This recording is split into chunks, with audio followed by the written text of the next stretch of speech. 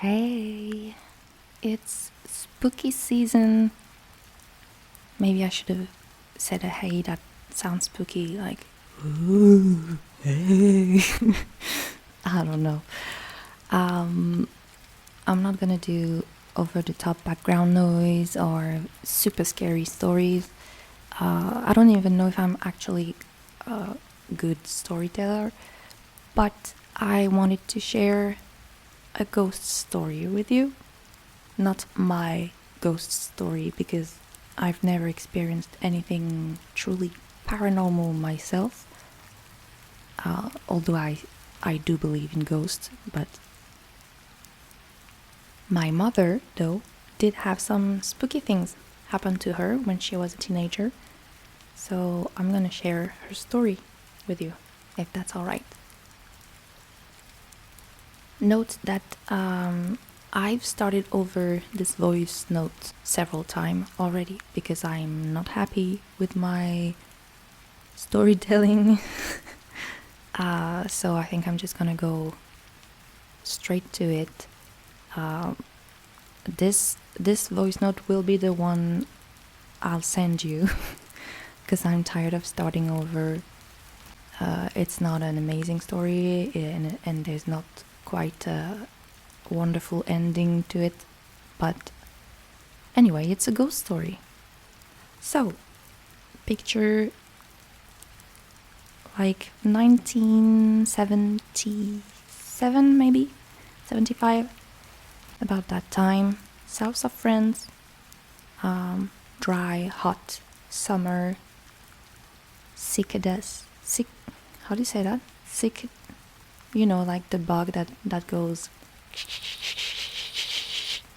like this during summer. Anyway, I don't want to bother looking up how to pronounce it. I'm done starting over. Anyway, south of France, Provence, that type of thing. My mother is about 15 years old, probably. Summer is just starting. And since her older brother, just moved in a new house with his girlfriend, and she's off school, so she's going to spend a week or two there with her brother to help move in and clean the house. So it is an old house because, well, it's a ghost story. What did you expect? So, classic south of France house, yellowish, whitish stone walls. You know, Google it. I don't know. I don't know how to describe it. The house itself is not that big. There's a kitchen, old and rustic kitchen, but perfectly usable. A living room with old, heavy wooden furnitures that the previous owner just left there. A small bathroom, which is under the stairs. Then there is, well, the staircase that is going up to an open room, which is where my mother is going to sleep. And then next door is a bedroom for her brother and his girlfriend. So that's the setup. Nothing fancy, just a little house in a village.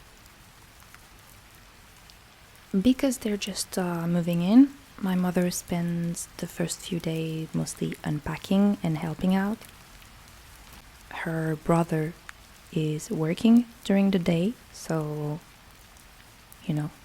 he can use extra help.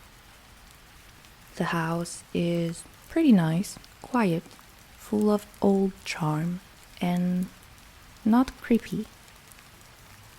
But at night, strange things begin. Ooh. Sorry. I'm not taking this seriously at all. Although I do believe in ghosts, but it's probably because I started over too many times.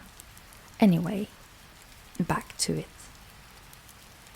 So the first thing my mother notices is a noise. It's night time. She is in her bed and she hears like a marble rolling on the wooden floor around her bed. She hears it very clearly. From her left, it rolls to the foot of the bed, then back to her right, and it even goes silent when it passes where she's lying, like it's rolling over the covers. She doesn't feel it, but that's how she pictures it, because it goes silent and then noisy again, rolling on the wooden floor from her left to the foot of the bed to the right, and silent, and it goes round and round like this.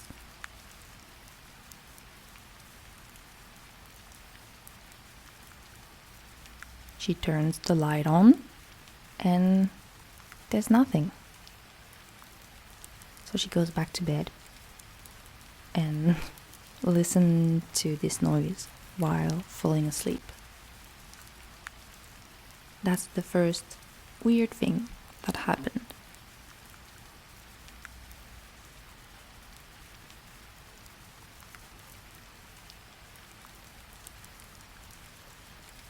Then the next day, nothing special, just, cleaning up, unpacking things, normal. But the following night, there's no marble sound this time, but now the light starts switching on and off by itself.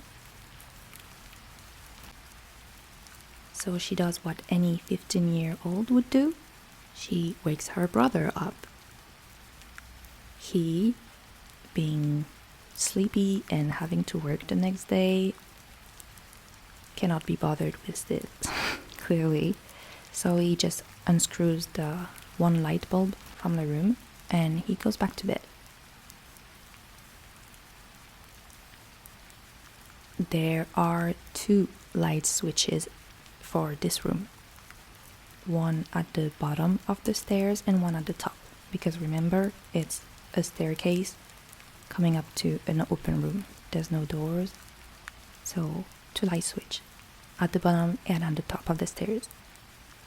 And of course, after the light bulb has been unscrewed, my mother can hear the click of the switch from the top of the stairs and then the bottom of the stairs, as if someone was coming up and down the stairs, turning the light on and off.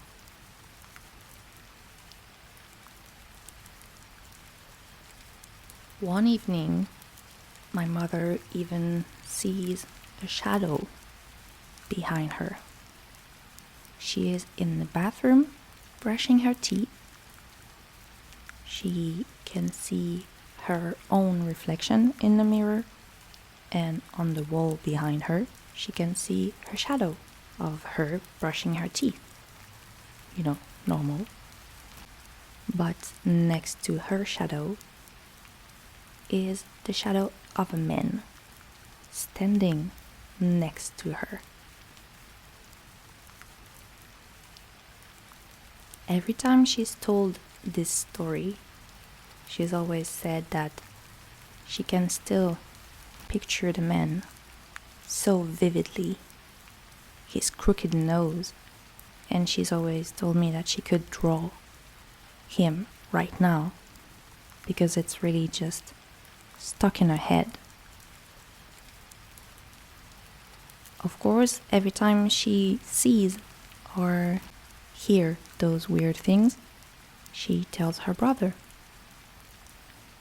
But he doesn't really believe her.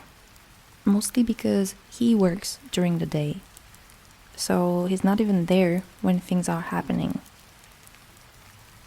And at night he's just too tired, so he just sleeps and he doesn't hear much. Because, yeah, things start happening during the day as well. At first, it's small noises, so the girlfriend and my mother, they blame it on the house settling.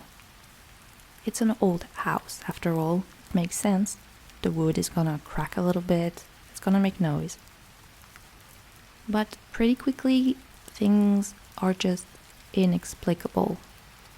One morning, they found mud in the coffee they just brewed, or mud in the sink.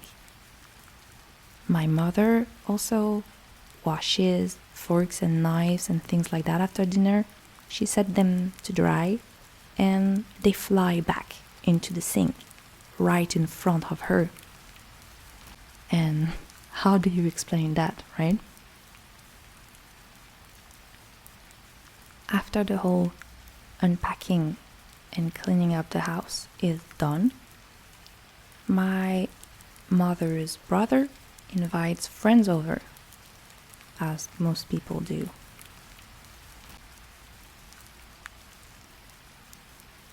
It starts as a casual dinner, but then their friend's dog begins crying for no reason. And you know how it is. Dogs, cats, animals in general, they can feel things. They hear, they see stuff. So the dog crying is worrying my mother and the girlfriend. But her brother is just joking around with his friends, jokingly saying, yeah, they're saying the house is haunted, stuff like that. But then the dog's pillow, where he is lied on, lift up into the air. Then it's a heavy wooden wardrobe that lifts off the floor. My mother says that night was the moment her brother finally believed them. The dinner was cut short. Friends left the house because everybody was freaking out. And I mean, I would have been out of this house long ago.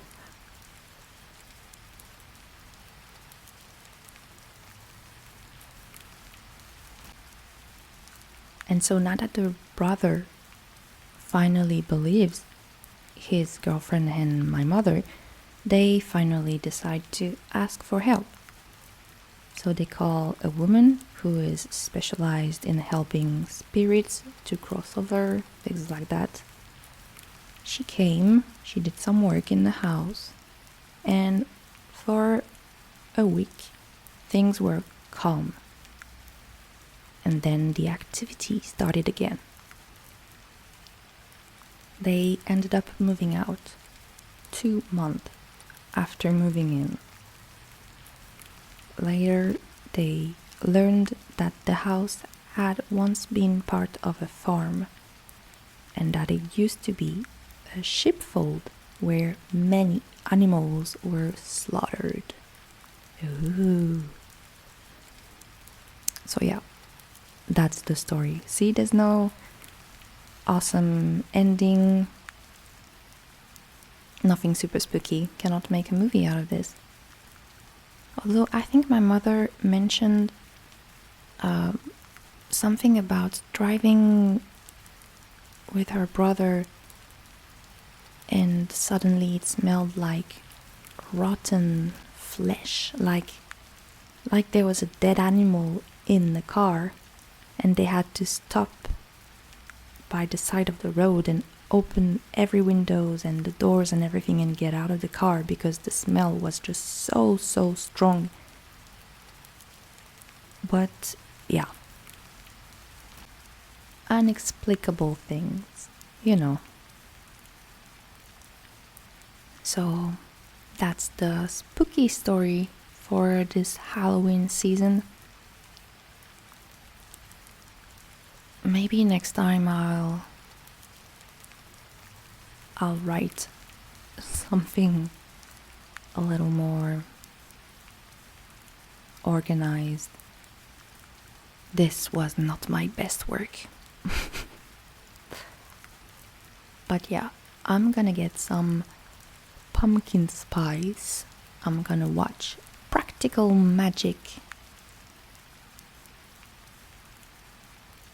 I hope you get to spend a nice spooky season, whether you are into horror movies or just cozy time, staying inside, listening to the rain, and eating cinnamon cookies. If you have any good ghost stories, do tell me, because I love those. If you don't believe in ghosts, do tell me as well. I'm always curious to know. And take care, stay warm, stay safe. I love you. Bye.